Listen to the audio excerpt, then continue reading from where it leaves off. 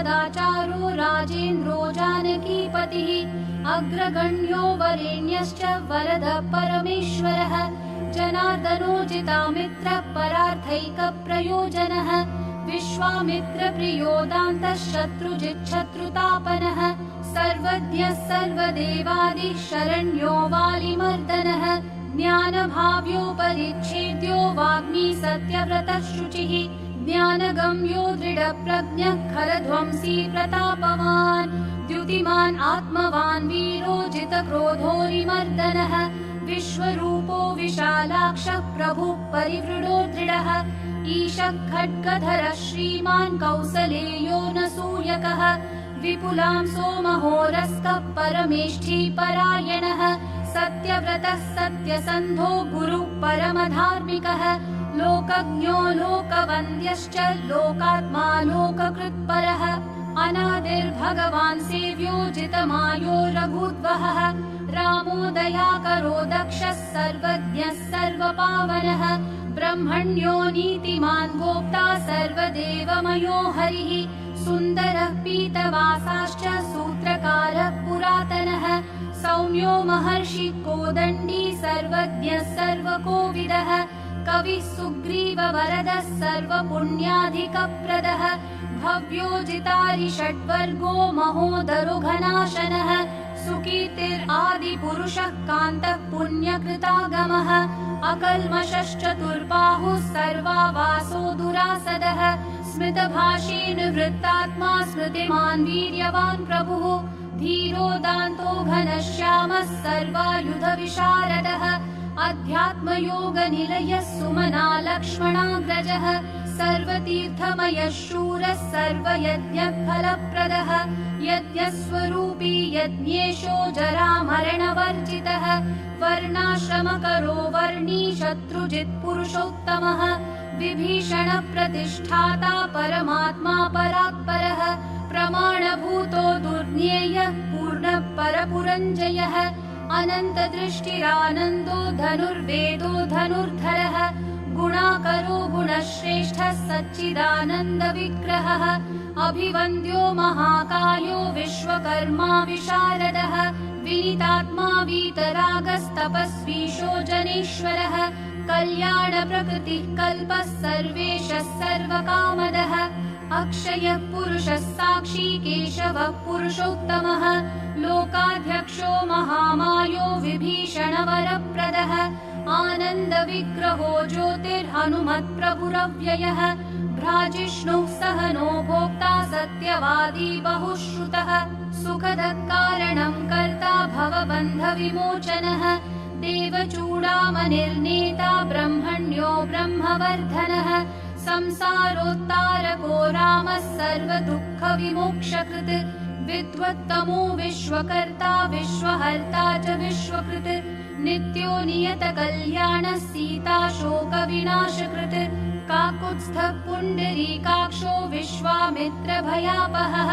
मारीचमथनो रामो विराधवधपण्डितः दुःस्वप्ननाशनो रम्यः किरीटी त्रिदशाधिपः महाधनुर्महाकायो भीमो भीमपराक्रमः तत्त्वस्वरूपी तत्त्वज्ञस्तत्त्ववादी सुविक्रमः भूतात्मा भूतकृत्स्वामी कालज्ञानी महापटुः अनिर्विण्णो गुणग्राही निष्कलङ्कः कलङ्कः स्वभावभद्रः शत्रुघ्नः केशवस्थाणुरीश्वरः भूतादिशम्भुरादित्यस्थविष्ठः शाश्वतो ध्रुवः कवची कुण्डली चक्री खड्गी भक्तजनप्रियः अमृत्युर्जन्मरहितः सर्वजित् सर्वगोचरः अनुत्तमो प्रमेयात्मा सर्वादिर्गुणसागरः समः समात्मा समगो जटा मुकुटमण्डितः अजेयः सर्वभूतात्मा विश्वक्सेनो महातपाः लोकाध्यक्षो महाबाहुरमृतो वेदवित्तमः सहिष्णुः सद्गतिः शास्ता विश्वयोनिर्महाद्युतिः अतीन्द्र ऊर्जितः प्रांशुरुपेन्द्रो वामनो बली धनुर्वेदो विधाता च ब्रह्मा विष्णुश्च शङ्करः हंसो मरीचिर्गोविन्दो रत्नगर्भो महामतिः व्यासो वाचस्पतिः सर्वदर्पितासुरमर्दनः जानकी वल्लभ पूज्य प्रकट प्रीतिवर्धनः सम्भवोतीन्द्रियो वेद्यो निर्देशो जाम्बवत् प्रभुः मदनो मथनो व्यापी विश्वरूपो निरञ्जनः नारायणो ग्रणिः साधुर्जटायु प्रीतिवर्धनः नैकरूपो जगन्नाथः सुरकार्यहितः स्वभूः जितक्रोधो जितारातिप्लवगाधिपराजदः वसुदः सुभुजो नैकमायो भव्यप्रमोदनः चण्डांशुः सिद्धिदः कल्पः शरणागतवत्सलः अगदो रोगहर्ता च मन्त्रज्ञो मन्त्रभावनः सौमित्रिवत्सलो धूर्यो व्यक्ताव्यक्तस्वरूपधृक् वसिष्ठो ब्राह्मणि श्रीमान् अनुकूलप्रियं वदः अतुलः सात्विको धीरः शरासनविशारदः ज्येष्ठः सर्वगुणोपेतः शक्तिमान् स्ताटकान्तकः वैकुण्ठप्राणिनां प्राणः कमठः कमलापतिः गोवर्धनधरो मत्स्यरूपः कारुण्यसागरः कुम्भकर्णप्रभेत्ता च गोपीगोपालसंवृतः मायाविव्यापको व्यापी रैणुकेयबलापहः पिनाकमथनो वन्द्यः समर्थो गरुडध्वजः लोकत्रयाश्रयो लोकचरितो भरताग्रजः श्रीधरः सद्गतिर्लोकसाक्षी नारायणो बुधः मनोवेगी मनोरूपी पूर्णः पुरुषपुङ्गवः यदुश्रेष्ठो यदुपतिर्भूतावासः सुविक्रमः तेजोधरो धराधारश्चतुर्मूर्तिर्महानिधिः चाणूरमर्दनो दिव्यः शान्तो भरतवन्दितः शब्दातिगो गभीरात्मा कोमलाङ्गप्रजागरः लोकगर्भः शेषशायी क्षीराब्धिनिलयो मलः आत्मयोनिरदीनात्मा सहस्राक्षः सहस्रपात् अमृतांशुर्महागर्भो निवृत्तविषयस्पृहः त्रिकालद्यो मुनिः साक्षी विहाय सगतिः कृतिः पर्जन्यः कुमुदो भूतावासः कमललोचनः श्रीवत्सवक्षा श्रीवासो वीरः लक्ष्मणाग्रजः लोकाभिरामो लोकारिमर्दनः सेवकप्रियः सनातनतमो मेघः श्यामलो राक्षसान्तकृत् दिव्यायुधधरः श्रीमान् अप्रमेयो जितेन्द्रियः भूदेववन्द्यो जनकप्रियकृत्प्रपितामहः उत्तमः सात्विकः सत्यः सत्यसन्धस्त्रिविक्रमः सुव्रतः सुलभः सूक्ष्मः सुघोषः सुखदः सुधीः दामोदरोच्युतः शार्ङ्गी वामनो मधुराधिपः देवकीनन्दनः शौरिः शूरः कैटभमर्दनः सप्ततालप्रभेत्ता च मित्रवंशप्रवर्धनः कालस्वरूपी कालात्मा कालः कल्याणदः कविः संवत्सरो ऋतुः पक्षो ययनं दिवसो युगः स्तव्यो विविक्तो निर्लेपः सर्वव्यापी निराकुलः अनादिनिधनः सर्वलोकपूज्यो निरामयः रसो रसज्ञः सारज्ञो लोकसारो रसात्मकः सर्वदुःखातिगो विद्याराशिः परमगोचरः शेषो विशेषो विगतकल्मषो रघुनायकः वर्णश्रेष्ठो वर्णवाह्यो वर्ण्यो वर्ण्यगुणोज्ज्वलः कर्मसाक्ष्यमरश्रेष्ठो देवदेवः सुखप्रदः देवाधिदेवो देवर्षिर्देवासुरनमस्कृतः सर्वदेवमयश्चक्री शार्ङ्गपाणिरघुत्तमः मनोबुद्धिरहङ्कारः प्रकृतिः पुरुषो व्ययः अहल्या पावनः स्वामी पितृभक्तो वरप्रदः न्यायो न्यायी नयि श्रीमान्नयो नगधरो ध्रुवः लक्ष्मी विश्वम्भरा भर्ता देवेन्द्रो बलिमर्दनः वाणारिमर्दनो यज्वानुत्तमो मुनिसेवितः देवाग्रणी शिवध्यान तत्परः परमः परः सामगेयप्रियो क्रूरः पुण्यकीर्तिः सुलोचनः पुण्यः पुण्याधिकः पूर्वः पूर्णः पूरयिता रविः जटिलकल्मषध्वान्तः प्रभञ्जनविभावसुः अव्यक्तलक्षणो व्यक्तो दशास्य द्विपकेसरी कलानिधि कलानाथो कमलानन्दवर्धनः जयी जितारि सर्वादि शमनो भवभञ्जनः अलङ्करिष्णुरचलो रोचिष्णुर्विक्रमोत्तमः आशु शब्दपतिः शब्दागोचरो रञ्जनो रघुः निशब्द प्रणवो माली स्थूलः सूक्ष्मो विलक्षणः आत्मयोनिरयोनिश्च सप्तजिह्वः सहस्रपात् सनातनतमस्रग्वीपेशलोजविनाम्बरः शक्तिमान् शङ्खभृन्नाथ गदा पद्मरथाङ्गभृत् निरीहो निर्विकल्पश्च चिद्रूपो वीतसाध्वसः शताननः सहस्राक्ष शतमूर्तिर्घनप्रभः हृत्पुण्डरीकशयनः कठिनो द्रवयेव च उग्रो ग्रहपतिः श्रीमान् समर्थो नर्थनाशनः अधर्मशत्रुरक्षोघ्नः पुरुहूतः पुरुष्टुतः ब्रह्मगर्भो बृहद्गर्भो धर्मधेनुर्धनागमः हिरण्यगर्भो ज्योतिष्मान् सुललाटः सुविक्रमः शिवपूजारतः श्रीमान् भवानी प्रियकृद्वशी नरो नारायणः श्यामः कपर्दी नीललोहितः रुद्रः पशुपतिस्थाणुर्विश्वामित्रो द्विजेश्वरः मातामहो मातरिश्वा विरिञ्चो विष्टरश्रवाः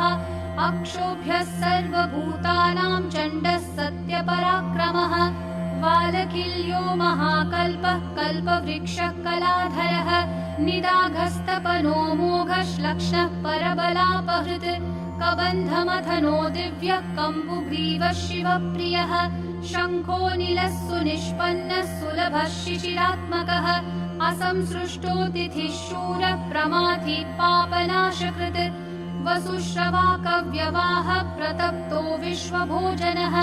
रामो नीलोत्पलः श्यामो ज्ञानस्कन्धो महाद्युतिः पवित्रपादः पापारिर्मणिपूरो नभो गतिः उत्तारणो दुष्कृतिः दुर्धर्षो दुस्सहो भयः अमृतेशो मृतवपुर्धर्मी धर्मकृपाकरः भर्गो विवस्वानादित्यो योगाचार्यो दिवस्पतिः उदारकीर्तिरुद्योगी वाङ्मयः सदसन्मयः नक्षत्रमाली नाकेशः स्वाधिष्ठानषडाश्रयः चतुर्वर्गफलो वर्णी शक्तित्रयफलं निधिः निधानगर्भो निर्व्याजो गिरीशो व्यालमर्दनः श्रीवल्लभः शिवारम्भः शान्तिर्भद्रसमञ्जसः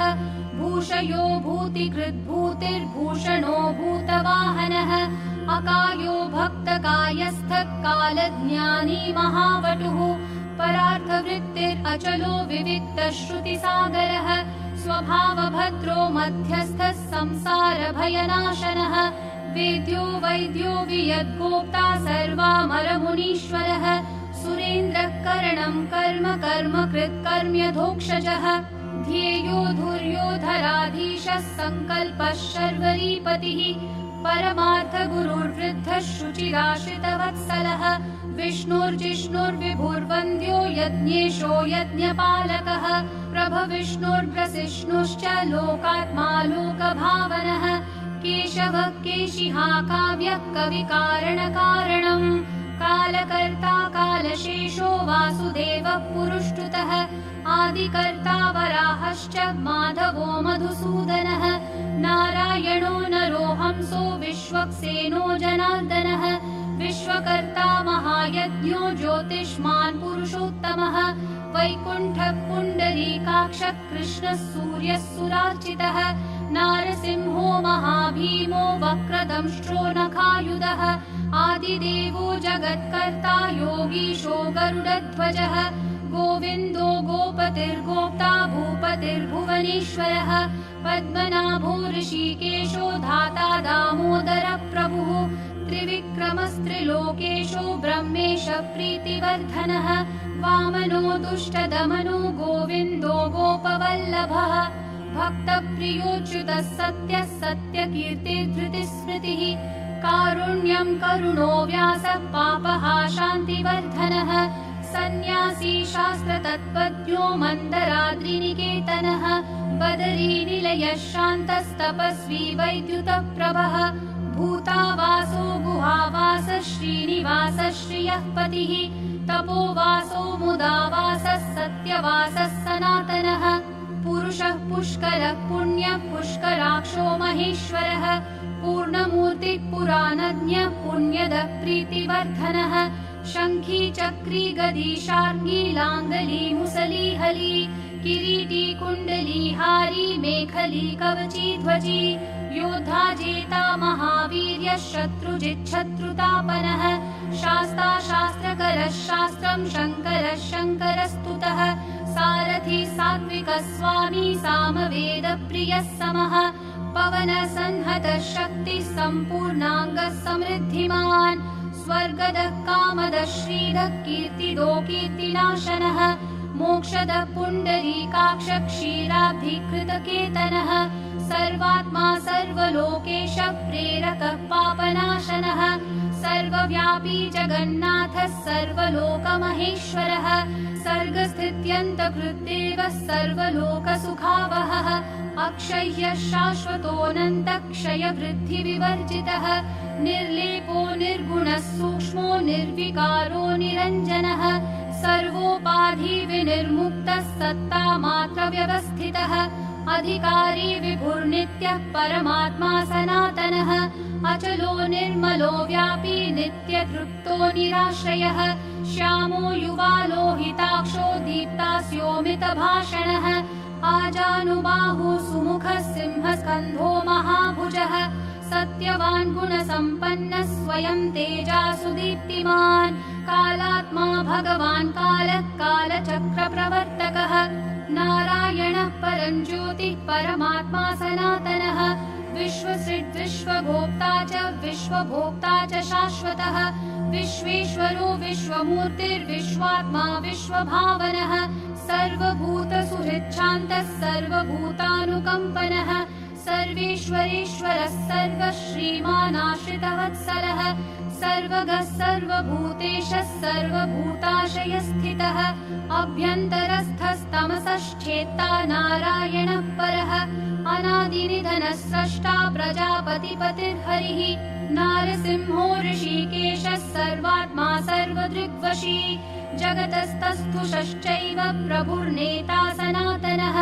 कर्ता धाता विधाता च सर्वेषां प्रभुरीश्वरः सहस्रमूर्तिर्विश्वात्मा विष्णुर्विश्वदृग्व्ययः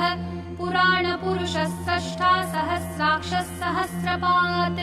तत्त्वं नारायणो विष्णुर्वासुदेवः सनातनः परमात्मा परं ब्रह्म सच्चिदानन्दविग्रहः परं ज्योतिः परं धाम पराकाशः परात्परः अच्युतः पुरुषः कृष्णः शाश्वतः शिव ईश्वरः नित्यः सर्वगतस्थाणुरुग्रः साक्षी प्रजापतिः हिरण्यगर्भः सविता लोकभृल्लोकभृद्विभुः रामः श्रीमान् महाविष्णुर्जिष्णुर्देवहितावहः तत्त्वात्मा तारकं ब्रह्म शाश्वतः सर्वसिद्धिदः अकारवाच्यो भगवान् श्रीर्भूलीलापतिः पुमान् सर्वलोकेश्वरः श्रीमान् सर्वज्ञः सर्वतोमुखः स्वामी सुशीलः सुलभः सर्वज्ञः सर्वशक्तिमान् नित्यः सम्पूर्णकामश्च नैसर्गिकसुहृत्सुखी कृपापीयूषजलधिः शरण्यः सर्वदेहिनां श्रीमान् नारायणः स्वामी जगतां पतिरीश्वरः श्रीशः शरण्यो भूतानां संश्रिताभीष्टदायकः अनन्तः श्रीपति रामो गुणभृन्निर्गुणो महान्।